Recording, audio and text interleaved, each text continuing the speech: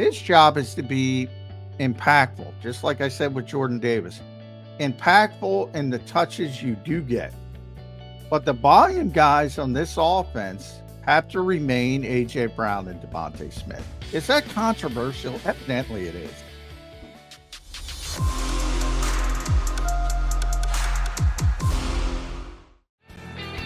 Welcome back in, everybody. A Monday edition of Birds 365. OTAs are officially underway. We are joined now by Jeff Kerr from CBS Sports. Jeff, welcome to the show, man. How you doing on this Monday morning? I guess I get to cover some Eagles this week after being across the street at Citizens Bank Park for the best team in baseball this whole year. Yeah, hot, Philly's taking some heat off the Eagles. Is that possible, Jeff Kerr? They are. Well, I'll tell you what. The Phillies clubhouse is the complete 180 of what the Eagles locker room was last week. Whoa. Yeah, I don't get that. I don't think the Eagles locker room was a disaster. I think they played like shit.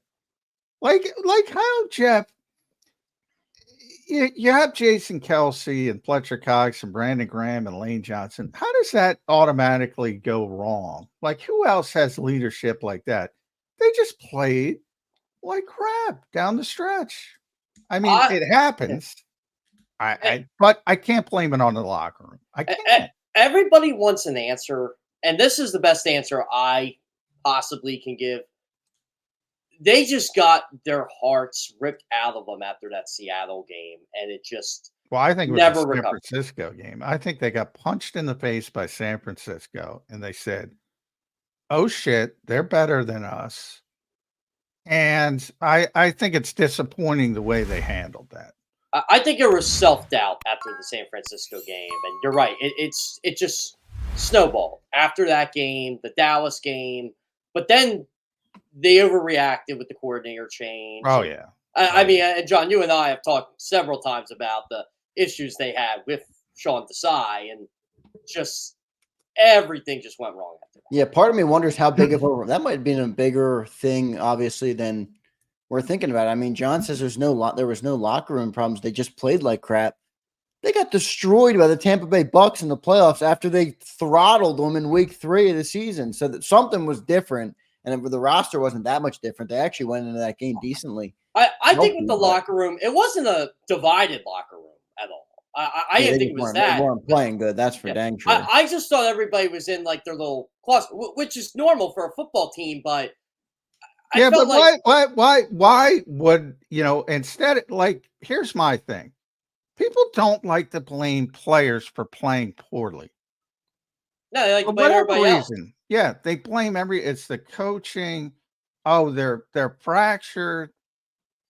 I always use Occam's razor, man. Simplest answer is the right answer. Yeah, but why'd they play so poorly, John? I mean, they're not bad players. Because the players played like shit. Well, no, I know. I'm not one of the guys that would blame the coaches. I would put it on the players too. But don't you think there's a reason as to why they played so poorly, so consistently down the stretch? Like they're not bad players. These are talented football players. In many cases, they're the top players at their position group in the NFL. They just played like crap for 7 straight weeks. Well, yeah. No other explanation other than they played bad? Yeah. I mean, matchups, again, when you bring like the Eagles signed A.J. Brown because everybody wanted to go down the A.J. route. Not everybody, but the critics, the locker room critics. Oh, he's a cancer and blah, blah, blah. I would say on this show constantly, and Jeff gets to see how engaging, especially behind the scenes, especially when the television cameras leave, and how accountable AJ is and all that stuff, and honest, and yeah, he gets emotional on the sidelines, but I don't know if that's necessarily a bad thing, good thing, indifferent, I would say, because Tom Brady can do it. It's not a problem. I always gave T.O. a lot of credit for being emotional on the sidelines. Yeah, well, he was also an issue behind the scenes. AJ's not doing push-ups in his driveway and having press conferences and things like that. So that comparison's silly. But then the Eagles go out and sign him 2 years because they have to, because they love him so much. So for all those people that said that for so many months, Where are they now? Other than, and the Craig Carton and blah, blah, and there's something going on in you. What do you think Craig Carton was inferring there?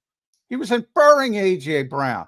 But you can do the bullshit with Kenny Gainwell and all that kind of stuff, and Britton Covey and anybody else you want to throw out. But you know damn well who was he referring to, and crossing his fingers and hoping the shit sticks to the wall. And it didn't. So then you shift and go in a direction. Like I said, Jeff covers the whole league. You know, Jeff, I can say to you right now, insert team, Baltimore Ravens, Kansas City Chiefs, Los Angeles Rams, Seattle Seahawks, from coast to coast, New York Giants. I can tell you right now today, oh, guess what, Jeff? Something's going on in that locker room. Eventually, I'll be right. Yeah. Yeah, you'd say that with any team. I guarantee you. Well, actually, I should know this. There were even some issues on bad teams' locker rooms, like even Jonathan Gannon's locker room. It wasn't everything. Wasn't they were singing "Kumbaya" every week. Right. Well, with bad teams, it's even more. But look at Rashid Rice and what's going on off the field in Kansas City. You know what? That's the way the Chiefs have been going the last 3-4 weeks. Rashid Rice might be fourth on their damage control right now. Yeah, exactly. So, yeah. And Nick has said this multiple times, how lucky he was to walk in a locker room with those four guys, the core four, and two of them are gone. I think it's a bigger issue this year. John, when you talk about leadership. Does it bug you? Like sometimes I gotta turn some things off, and it bothers me when people make the jokes about Nick. The CEO stuff, or they act like you don't do anything. I don't know why it just bothers me to the point where I'm like, all right, I gotta listen to something else. I gotta put something else on. I gotta put on Seinfeld. He gets it. It's part of the gig. I mean, I know, but it's like saying Rob Thompson's a bad manager. It's like, come on. Yeah, but Jeff, are the questions warranted after maybe not they weren't last year, but like now that you've seen what they've done on offense this year, they bring in Kellen Moore. All of a sudden, Nick's not saying, hey, this is my offense like he did with Brian Johnson. I get it. He's still the head coach of the football team. But are the questions warranted? And then one other thing I'll ask both of you. Do you think we see a different Nick this year? When I say different, I mean a little less animated, no barking at Chiefs fans, running out, like stuff like that. I wonder if Jeffrey Lurie had a conversation with him like, hey, maybe rein some of that in. Well, we're already kind of seeing a different Nick. We're having actual minicamp, right? We're having a mandatory minicamp. So I guess that's the first change. John, I don't know. Do you think Jeffrey had a talk with him? Oh, yeah. Well, about the animation stuff, I should say. I'm sure he has. When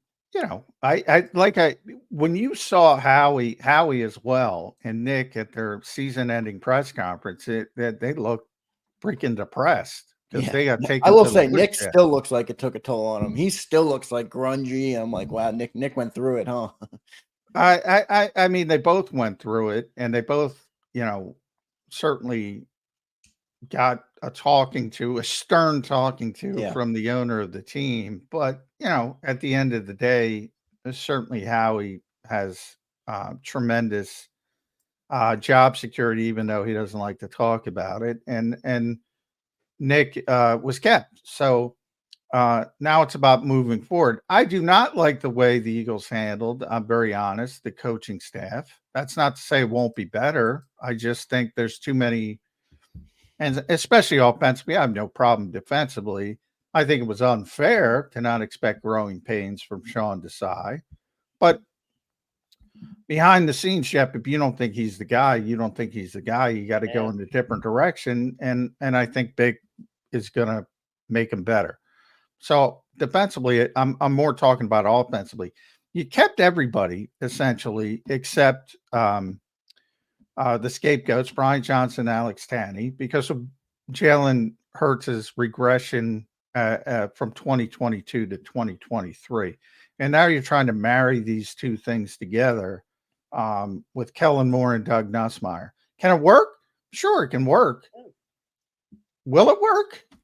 I think that's kind of awkward. I always say this. Jalen Hurts can't be any worse turning the football over than he was last year. He can't. And I know everybody likes to bring up Jalen Hurts and the top 5 quarterback. I'm like, well, he was top 5 quarterback 2 years ago. I would probably I wouldn't rank him that high after last year. It's just when I was rewatching the games, I was just seeing, and again, it might be Brian Johnson, it might not, but I just saw too much where it's like, okay, that wasn't good, Jalen, or Jalen, why aren't you taking off here? Now, of course, the knee issues notwithstanding, you're like, it was a different Jalen last year. But you notice we're not hearing anything from Jalen like we did last year. Jalen was in this commercial, or Jalen was in this, and Jalen was in Yeah, that. well, that's part of it. I'm Yeah. glad by that. Yeah, Yeah. I am too. Like, Now, has it started as we get past minicamp? You know how, and you know, Jeff, you'll get all the so and so's promoting this. You want to talk to so and so? I got during the off season interviews, yeah, and they'll do the Zoom interviews and things like that. So maybe they'll pick up once minicamp is over. But Jalen has largely been here, working things, trying to get on the same page. So that part is a positive, but I just think it's an awkward situation. And you know what I've been really impressed with this all season. Again, I'm going to toot my Saquon Barkley horn a bit. You haven't heard much from him either. You know, outside of the whole BS Giants report. And again, I defended Saquon Barkley on this. You can't. I forget how I worded it, but basically, you can't enter the building if the building is locked. And you know the whole Saquon Barkley turned down an offer from the Giants. That is the farthest thing from the truth I've ever heard. They didn't want him. Yeah, they don't want him. The weird Saquon. And by the way, Saquon's, because people get mad at me because I said I don't necessarily agree with the Eagles' evaluation of the player. Nobody criticizes Saquon as a leader, as a person, all that.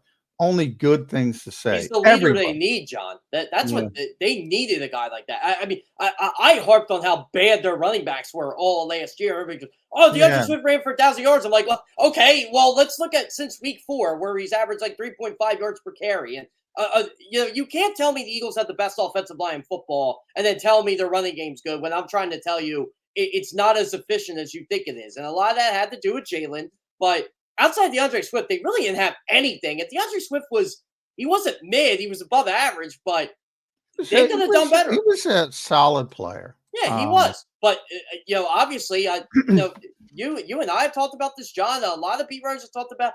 We didn't think he was going to be back after last year, and that was before the end of the season. Well, he wasn't happy with the offense as well. He wanted to be more involved. But I, you know, going back to Xander's point, and I'll ask both of you guys when we're talking about the locker room. So I want to turn that in the other direction and say, you know, when you talk about players not performing, and you talk about, because I saw this, and when I see this, I cringe, Jeff. Oh, the Eagles had a high school offense. They didn't help. They got to help. They got to help Jalen Hurts. So I turn that on more, and they gotta have answers for him. And they don't, you know, at all costs, don't blame the player. So why did it work for so long? The high school offense. It was a top 10 offense last year. Yeah. Why did it work for so long? Why did they win? What was it? 26 or 28, whatever it was. I forget at this point. Why did they win? It was 28 of 30. Yeah, they were on a historic winning record there for a while. So why did they win with that shitty high school offense with no hot routes, which is the dumbest narrative in the history of the world? Because people have no idea what they're talking about. Again, I'll say it. I don't care. John, I'm telling you this as someone who covers a baseball team almost every day. The stuff you hear, the stuff you get on that Forsaken app, you're like, what are you talking about? Like the other night, the Phillies lost. They lost the game, and people want Alec Bohm to bunt. I'm like, you want a guy who's hitting 430 but runners in scoring position to bunt? He's an all-star this year. So those are the same people giving the high school offense crap. Yeah, I agree, and this is where it is players. I mean, the NFL is a players' game, but I do think it's fair to wonder, just to play devil's advocate, when players aren't performing, is that also solely on the players, or is there other variables that go into that, such as coaches? Like, and I wanted to ask you guys, John, you brought up Doug Nussmeier. how much does the quarterbacks coach have a role in the don't get me wrong, and Vic talked about this as well when he spoke. He loves baseball so much. He got asked the question, way back when, why did you not go into baseball and be a coach in baseball versus football? And he said, you can have more of an impact in football. Let's be honest. The coaching means more in football than any other professional sport. right. It does mean more. Yeah, it does. Like, I mean, you see impacts in a locker room, what a coach can have, but you're right. It's completely different. But I remember, John, we were talking at this time last year, and Xander, you're probably listening to the whole thing. Like, who was going to have the bigger impact in terms of what was the coordinator changes? Was it going to be Brian Johnson, or was it going to be Sean Desai? And I remember we were kind of mixed. I said, they're going to miss Shane Steichen a lot more than they think. And that ended up being true, but they really missed John McCann. Yeah.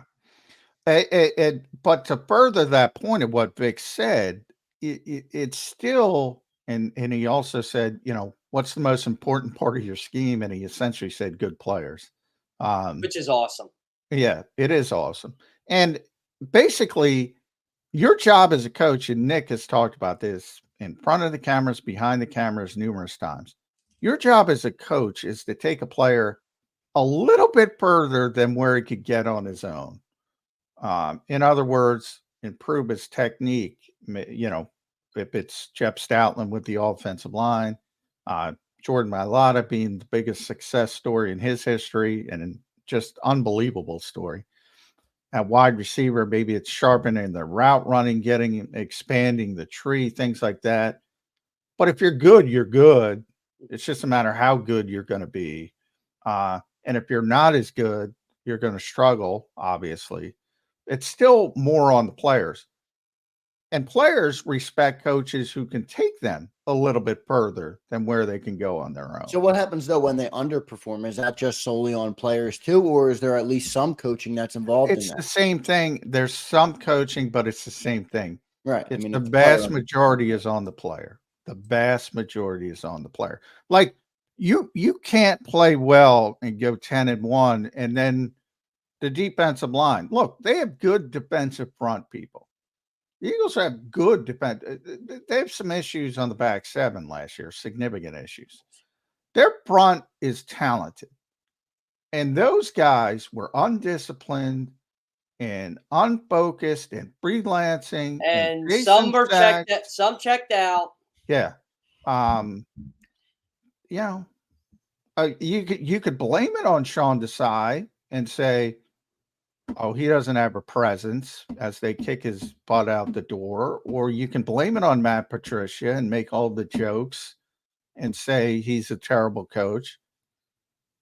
But do you really think, hey, guys, go freelance? Do you really think that's coming from the coaching staff, or do you think they're pissed off? The best player on that defensive line last year retired. Point blank. He was their... Certainly their most consistent. Yeah. And it's you know what was so weird, and I wish I would have had a chance to talk to him about this at the end of the year.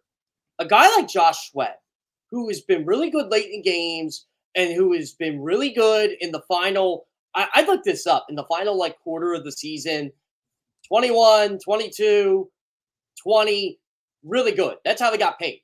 Last year, a zero around the stats sheet. His pressure rate dropped, no sacks. It was so bizarre. And then you got on the other end, Hassan Reddick basically, I'm getting sacks. And when he did get his sacks, they were late in a blowout loss to Dallas. So sacks are the most overrated stat. My old co-host Jody Mack is probably getting mad. Unless you're a Watt, then they're not overrated. They are overrated. They're just such an overrated stat. It's never a bad thing, don't get me wrong. But Chris Long says it, and Chris Long, for years, I mean, that's his life, right? Pass rusher. Chris Long was in the league 13 years, too. So, you don't last 13 years without getting pressure on the quarterback. He said sacks are created in so many different ways. You got to look at each individual. Did somebody get an interior push and run the quarterback right into you, and you get the sack, or maybe you beat it. There's so many. They're so overrated. Now, What isn't is when you have consistent producers like Hassan Reddick, that's meaningful. But just to look at sacks, and I bring up Jordan Davis all the time because I just wrote about Jordan. Everybody's on Jordan's ass like he's a bad player. He's a bad player. He's a bad player. You know what it is? It's not Jordan Davis. It's who they passed up on. Well, it's always about who they passed up on, but I argue because Jody and I were the biggest Kyle Hamilton people in the world. But you could draft you can draft Kyle Hamilton, but if you played him in the Eagles defense, he wouldn't be Kyle Hamilton. So No. the vacuum is what the vacuum is. The assumption that, oh, well, you can get Kyle Hamilton, but you damn well better play the defense that Baltimore does to take advantage of all the things he can do. Eagles don't do that. But John, I think the problem, real quick, I think the problem with Jordan Davis, and John, you talk about this all the time with where a player's drafted. We had Brian Baldinger on Dan Silio's show last week. Even if Jordan Davis becomes the best version of what you describe him to be, he's not a stat stuffer.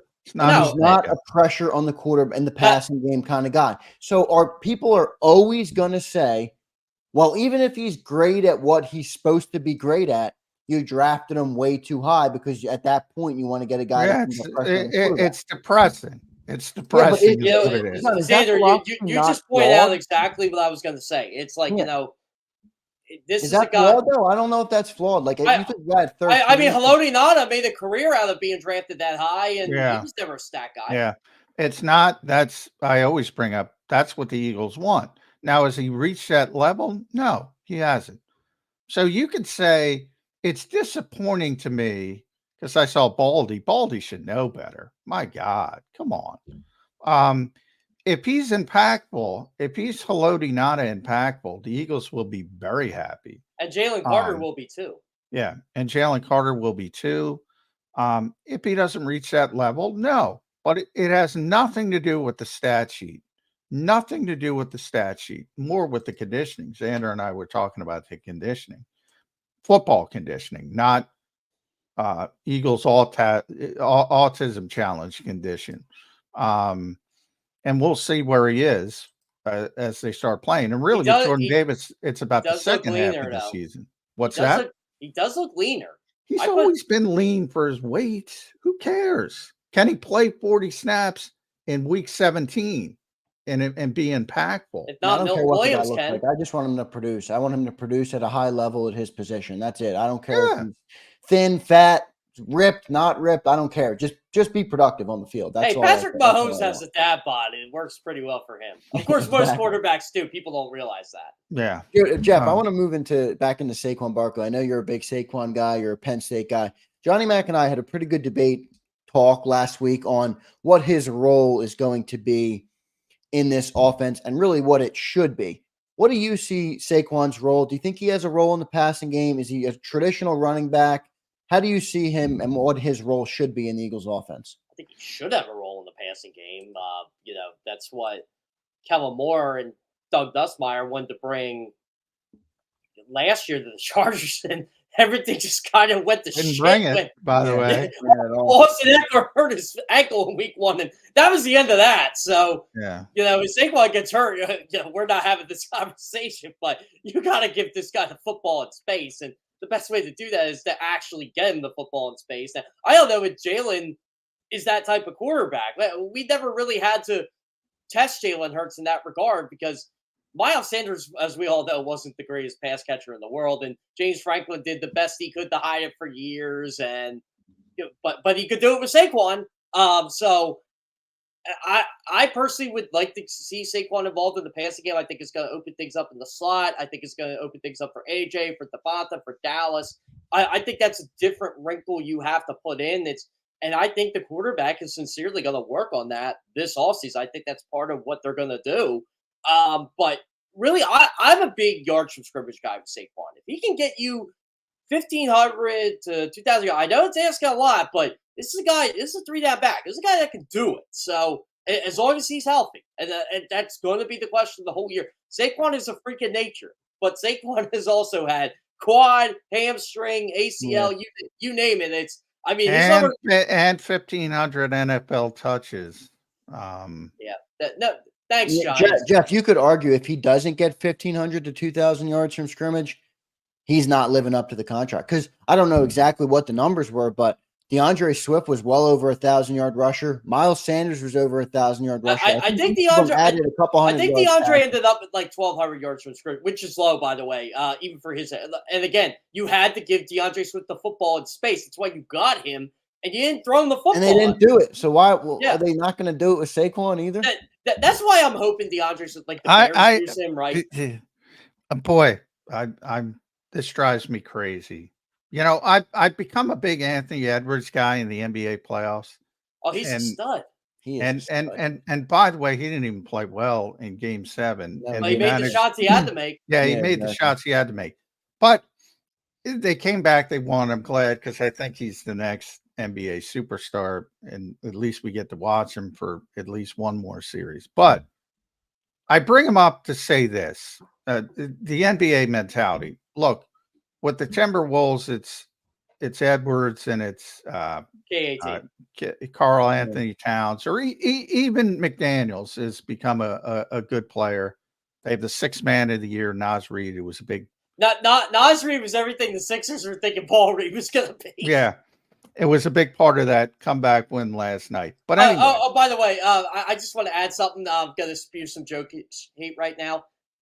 Carl Anthony Towns getting those rebounds and Naz Reid's beating Jokic on the board. Yeah, again, Jokic is not a good defensive player. Stop trying to force that into people's heads. No, but also stop trying to force that Joel Embiid's better. No, he's not. KAT hustles for his board. I don't care if he's healthy, injured or not. My only point of going down the NBA route is, does anybody look at Minnesota or even Denver, with Jokic and Murray, and say, oh, today we got to get Naz Reid involved. Today we got to get blah, blah, blah involved. No. Who's open Nobody. is open. Nobody. You do what you do with the opportunities you get. And if you're a great role player like Naz Reid, you become 6th man of the year.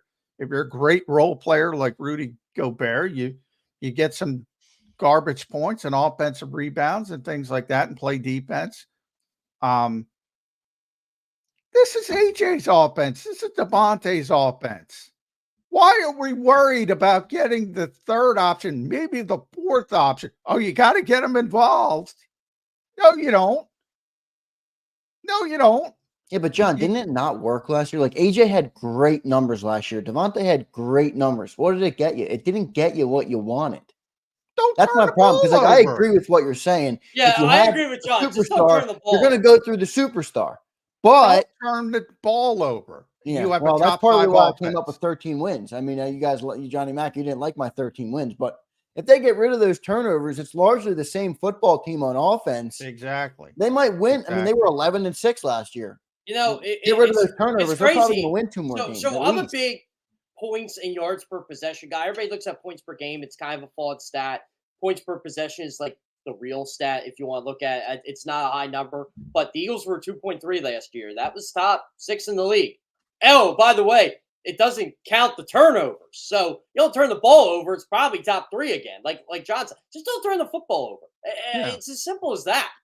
The thought process that, and I got one of these going back to Brian Westbrook and Deuce and that, and I'm like, it's a different era. I just want to stop people. You mean you don't want Ricky Waters getting the ball every carry, John? I mean, averaging 3.7 yards per carry, 3. If you average 3 yards per play, you get a first down every time. If you give, first of all, if you give Saquon Barkley the ball 30 times a game, you're taking it away from other people, and you're also going to get him hurt, by the way.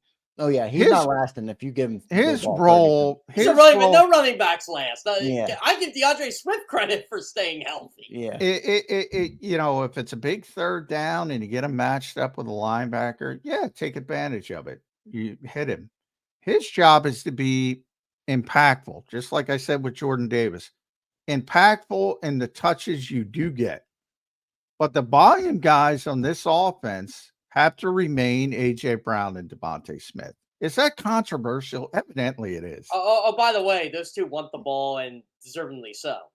Oh, by the way, Yeah. you're also paying them to get the ball. And they're better Yeah. players. Yeah, I'm I don't think sorry. that part of it's controversial. I think where people disagreed or where I disagreed with you last week is why would you not at least add him as an element to the game? I didn't say, well, that's why I mean, everybody has role players. Everybody, you Right. know, I'm not saying he's not meaningful. I'm saying he's third on the pecking list, I think, in most people's minds in the building.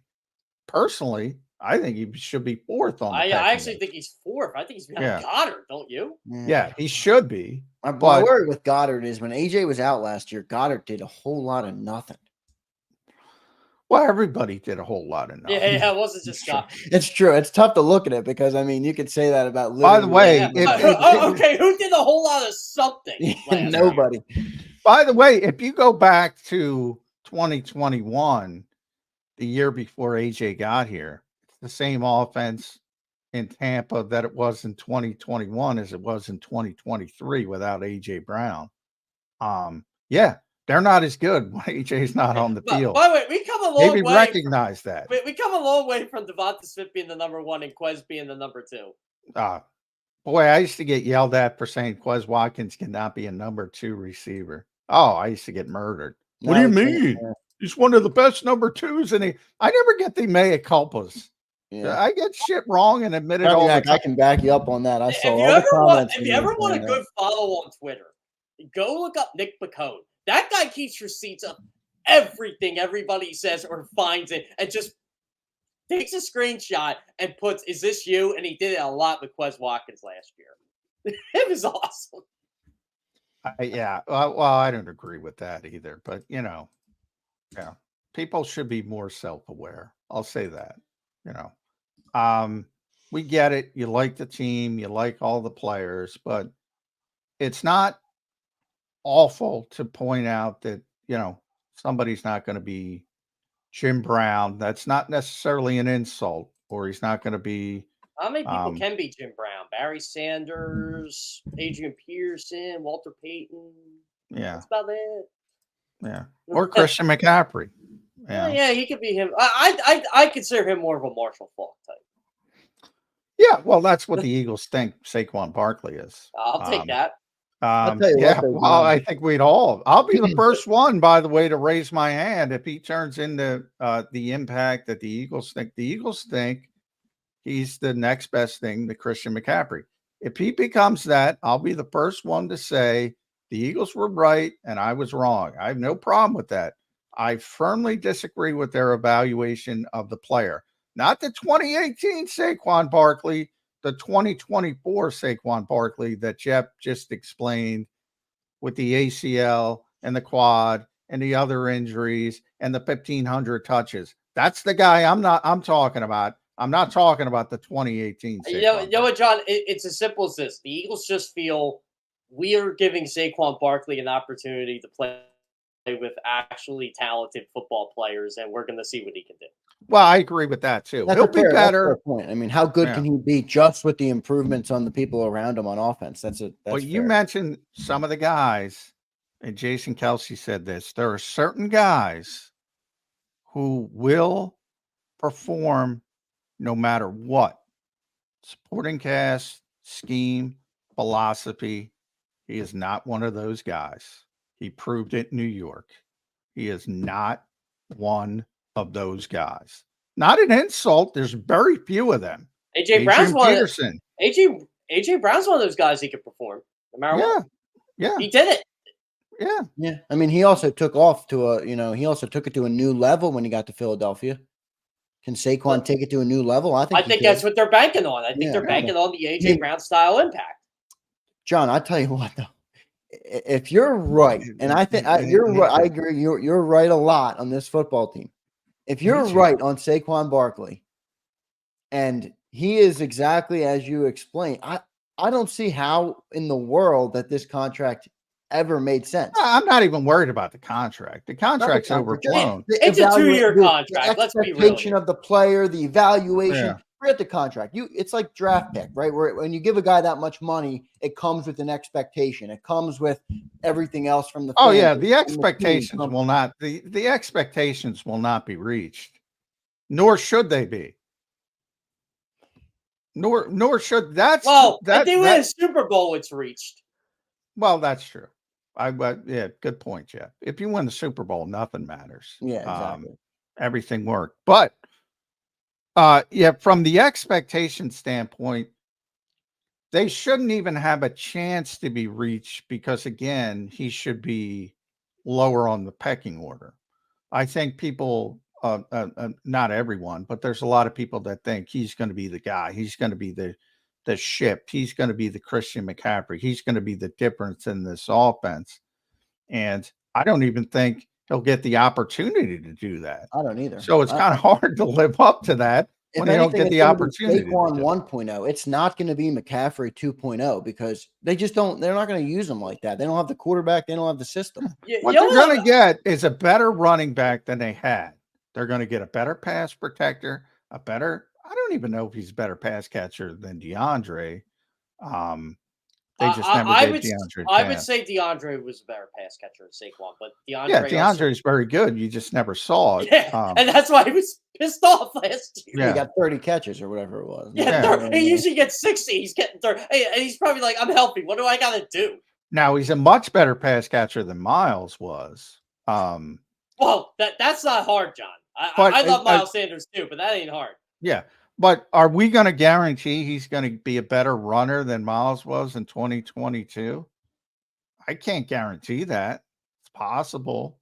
I want him to be a better situational runner, if that makes sense. Like we go into the Super Bowl and Miles Sanders reverts to old Miles Sanders, bounces it outside. Now, Jeff's the Penn State guy in the Super Bowl. So I'll defer to Jeff on this one. You're the Penn State guy. He's a bounce out guy too, isn't he? He's not going to be the north south guy. So, okay, this is basically the Penn State way. Last year they tried to reverse everything and make their big play backs go through the chains, go through the A gap, just kind of, okay, we're not going for the big plays. We're going to be more efficient. That did not work. Now it's, okay, we're going to switch the offense up again and we're going to do the big play thing. And, because that's what got Saquon Barkley drafted what was he drafted? 4 or 2? Number two yeah. overall. And that's what got Miles Sanders, one of the best running backs taken. And that's what's going to get our guys drafted because you got 2 guys that are going to be drafted next year criticized for, well, they didn't make any big plays or they didn't make any splash plays. Well, no, the offense took everything away from them. So, yeah, they're bounce out guys. They're searching for the big play. You get that zone read and there's an excellent opportunity they can break it. That's why Saquon was so appealing to a lot of teams. I was shocked he was taken 2 overall. So I think Dave Gettleman. Dave Gettleman. I wonder if he still uses the old Mac, like the really old Mac.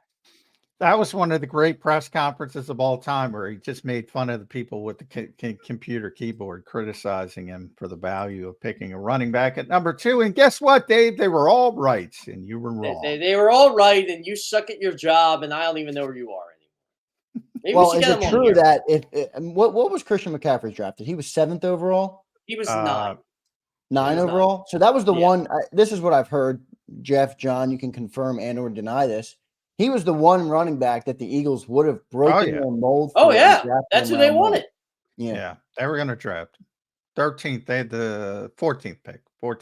I kept hearing it was either Christian McCaffrey, and if he wasn't drafted, it was going to be Marshawn Lattimore. Yeah, they badly wanted Christian McCaffrey. And he ended up going 8 was the official number. Was it 8? Okay. Yeah. So it never got close. And I would bring that up for years. And, Albert Breer finally, so then it became real. But, those of us who were around the team ultimately, eventually afterwards, not before, were, informed that, they would have taken him. And it's one of those things where I hate the narrative, and it happens every year, and I get why people do it, They'll never take a running back. They'll never take a linebacker. They'll never take a cornerback. They hadn't taken a cornerback since Lito Shepherd. Well, they damn well tried over the past couple of years. And they took one this year because the board fell to them. The guy they exactly. wanted. I mean, they wanted J.C. Horn. They wanted Patrick Surtain. They wanted Derek Stingley Jr. Who was the other one who went in Stingley? Oh, Sauce Gardner. They were never going to get close to Sauce Gardner. But they loved all those players. And Stingley and Sauce went way higher than. I think the only linebacker I ever think they ever wanted, at least that high, was Luke Kuechly. Well, there's one, linebacker. Clearly, they have some issues with, as we just talked about. You think, John? Yeah.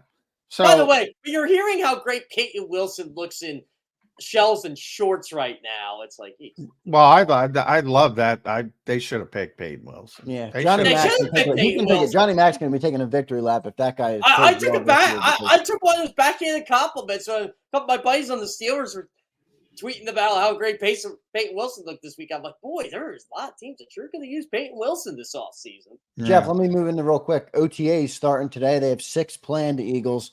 What are you watching? For me, you got right guard, outside corner, linebacker's a big one, wide receiver 3. I'm even curious to see if Jalen Hurts is lining up under center a little bit. What are you looking for in OTAs?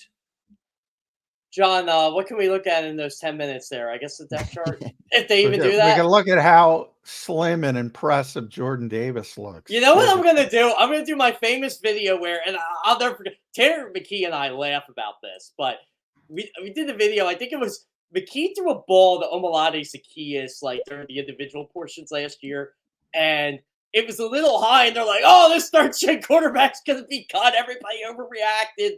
Oh, it's great. It was great. It's like, oh, okay. Yeah. Well, when we, the good thing about this year you mentioned is they're going to have a mandatory mini camp. That's where we're going to see some stuff. Yeah. We'll be able to see. That's the first time in the Nick Sirianni era. Those practices are open in their entirety. It's going to be like a training camp practice. These OTAs over the next 2 weeks will be in there Wednesday, most likely, not 100%, but most likely. We'll get to see 15 minutes. That's it. And then we're off when they start doing actual. They can't do team drills, but 7-on-7, even football centric, we don't see that. So all we see is stretching and how impressive Jordan Davis looks in his bicycle jersey. And, we get to see some individual routes like what Jeff was talking about. Tanner McKee overthrowing. In this case, it's going to be tough to overthrow some of those backups. They're all 6'3", 6'6". Johnny Wilson, how impressive. By the way, I'm going to predict it right now. Mr. Novacare, Johnny Wilson. Can he play special teams? Doesn't matter. He's 6'6", and everybody's going to be enamored. I go back every time they bring in a big receiver. Remember Femi Moa? Oh, everybody loved him. I do, baby. Everybody loved him. He was on the Cardinals for a bit. Yeah. Oh, Tyree Jackson, they were impressed with. Tyree, yeah, more obviously a tight end. Yeah, people are going to be awed by Johnny Wilson in training camp. My favorite thing this offseason, there was one of those, I forget, it was one of the guru guys who have a lot of following on NFL Twitter. It's one of the respected analysts. I don't want to mention the name, but did a clip of J.J. McCarthy throwing a slant and said, "Look how crisp that is." And I showed that to a couple. I showed it to a couple college coaches. They're like, "What are we doing here?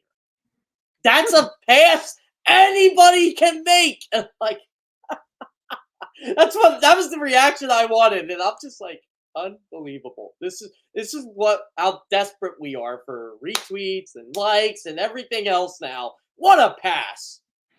No one's covering him. It's just open. Well, my favorite ever pro day was Johnny Manziel's when he was throwing. He was lofting it over a broom. What amazing touch he had at the time, Johnny. It was the guy who threw the ball like, it was Zach Wilson. He threw the ball he threw the ball 70 yards in the air. I'm like, that doesn't tell me if this guy's good or not. Yeah. Well, Zach Wilson, I will say, the Eagles loved him. Oh, they And he did love him. does. He does. When I got to see him up in Jersey when the Eagles had joint practices, his arm is impressive. But yeah, he can't play. I mean, By the what's it way, matter? you know I get criticized for this a lot by 49ers fans, and I've defended the 49ers a lot of incidents here. When they always say how well they draft and how they found Purdy and this and that and all the guys they got, I said, yeah, but can you imagine how much better they would have been if they didn't do what they did with Trey Lance? Yeah, well, look, that's everybody. That's the Eagles with Jordan Mailata. I mean, of course, you spike the football. Same thing with the 49ers for Brock Purdy. The actual plan was for Trey Lance to be the starting quarterback Yeah, that didn't for work many, out many too years. They well. gave up a lot Yeah. to get that guy. Yes. I'm telling you, they gave up on Trey Lance that week 1 game. It was 22. Yeah, it was 22 against Chicago in the pouring down rain. And Trey Lance was just missing balls left and right, and he couldn't run to his left. I'm like, Hey. they know they did the whole. And you know what? Of all the if Kyle Shanahan says he can't play, probably can't play. So I applaud them for saying, hey, you know what? We made a mistake, but you made a mistake. You wanted him to be the starting quarterback. And the same thing. I mean, I have a little bit, you mentioned McCarthy. I have a little bit of hope Sam Darnold can be a starting quarterback in the NFL because he had a year under Kyle Shanahan. We'll see. Yeah, I But mean they're paying him to at least start the year. I think the best case scenario for that team would be for JJ McCarthy to Jordan Lovett for a couple years. But for that to happen, he's got to play well. I'll say this: if JJ McCarthy does play his rookie year and is good, I won't be shocked just because of the cast he has. Yeah, he's got the best situation for the rookie quarterbacks, but I don't think he's a first round pick. I'm an advocate I just tell people of waiting. I mean, even Patrick Mahomes, right? Like the modern world is just like get these quarterbacks in the game. Even Andy, I mean, he put Patrick Mahomes in the game. It was just a year. Well, no, Patrick's had a year. Yeah. Patrick's had a year. But you know what? That Tom Bahali story, that was true. They wanted a lot of those players wanted Pat to play earlier. Yeah, and John, you always talk about how great the Green Bay quarterback play is. Well, that's been their method. Favre sat a little bit, Aaron Rodgers sat a little bit, and then boom, Jordan Love sits 3 years. You know what? I always wonder how long Brett Favre would have sat if Don Mikowski, I always forget his name. The Magic Man. Yeah, the Magic Man didn't get hurt because that's the only way Favre got in. Yeah. Same with Drew Bledsoe. You just saw, I mean, Drew Bledsoe was the #1 overall pick in the draft. Yep. Signed a big contract. Yeah, he was good. People forget how good Drew Bledsoe actually was. Good player, gets hurt, really serious injury. And the rest is history. Yeah, I mean, the rest is Tom Brady's history because Drew Bledsoe. I'll tell you what, I give Tom Brady a lot of credit on this. It's amazing how close him and Drew Bledsoe kind of still are. Oh, they are. He was at the roast. I don't know if you guys saw the roast. Yeah, he was at the roast. He did a good job. And you know what? Like, Drew was Tom's biggest supporter, that whole thing. Like, Drew knew this guy was going to be something if he got the opportunity. That's true. Drew didn't want him to get the opportunity, but he was going to root for him. And well, Brady, football teams hate when you bring up Luck, but that's another, whether it's Mailata, over Andre Dillard here to a lesser degree because it's Luck is part of it. But Luck is part of the equation for sure. Purdy over Trey Lance, Tom Brady, the biggest one over Drew Bledsoe. None of those were plans.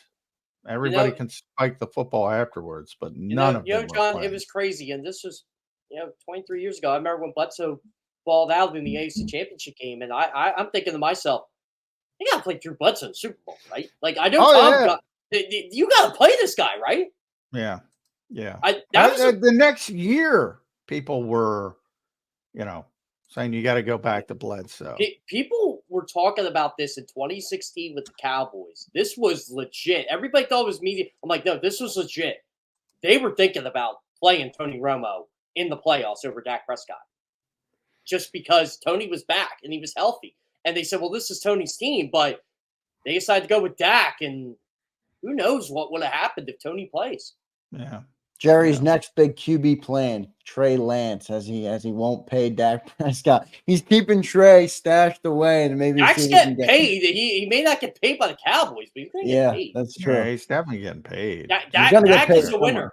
Yeah. Dak is a winner in that regard. He's taking advantage of the Cowboys. Yeah, he's going to get paid. That's for sure. Jeff, thanks for joining the show, man. We'll catch up with you next Monday, or maybe not next Monday, depending on what the schedule is. It's Memorial Day weekend. Isn't next Monday Oh, Memorial Day? Yeah, Memorial Day. So we'll figure it all out. But Jeff, thanks for joining the show, man. We'll catch up with you soon. Yep, you got it. Thanks, guys. Thanks, Jeff. See you, man.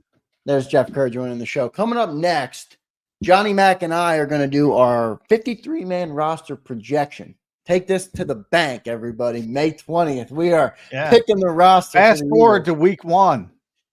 So we'll do that next on Birds 365. No hour 2 guest today, but we'll be back with tomorrow. I think we'll have Bill Colarulo in tomorrow in his Tuesday spot. So we'll talk to him tomorrow. If you're in the chat room, we appreciate you all. Daz, Bobby, Fly, James, all the Jameses, or several of you, Steve and Joseph. We appreciate all you guys. Make sure you drop a like on the show, as it's the best thing you can do to help Birds 365 grow. We'll come back. Johnny Mac and I will do our initial 53-man roster projections for the season heading into day 1 of OTAs today. So stay tuned, everybody. We'll be right back with our 53-man projections. If you missed any of today's show on the JAKIB Media channel, listen to the podcast on your way home. Available on YouTube, Apple, and Spotify.